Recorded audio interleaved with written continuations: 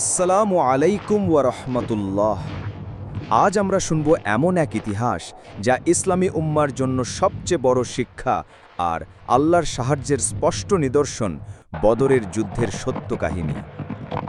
624 খ্রিস্টাব্দে রমজান মাসের 17 তারিখে বদরের ময়দানে মুখোমুখি হয়েছিল মুসলমানদের ছোট্ট এক দল, মাত্র 313 জন সাহাবী বনাম কুরাইশদের বিশাল সেনাবাহিনী প্রায় 1000 জন।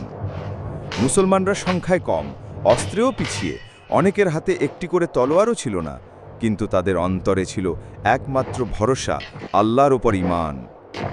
রাত ভোর রাসূলুল্লাহ সাল্লাল্লাহু আলাইহি ওয়াসাল্লাম আল্লাহর কাছে দোয়া করলেন, হে আল্লাহ, তুমি যদি আজ এই দলটিকে ধ্বংস করো তবে পৃথিবীতে আর তোমার ইবাদত করার কেউ থাকবে না।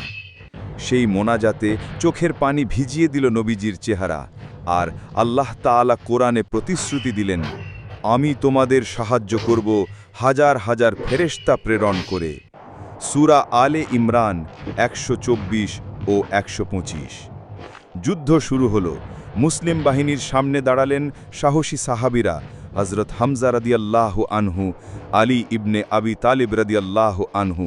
তারা লড়লেন সত্যের পতাকা নিয়ে। কুরাইশরা যখন শক্তি প্রদর্শন করছিল, তখন মুসলমানরা তাকবীরের আওয়াজে কাঁপিয়ে দিল আকাশ, আর ময়দানে দেখা গেল ফেরেশতাদের সাহায্য। শত্রুরা ভয় পেতে শুরু করল। শেষমেশ মুসলমানরা পেল এক অদ্ভুত বিজয়।